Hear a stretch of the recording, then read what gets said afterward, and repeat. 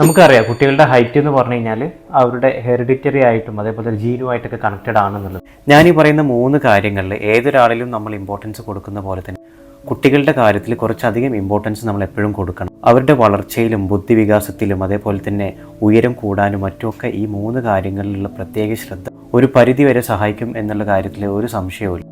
നന്നായിട്ട് കളിക്കുക, നല്ല ഭക്ഷണം കഴിക്കുക, നന്നായിട്ട് ഉറങ്ങുക.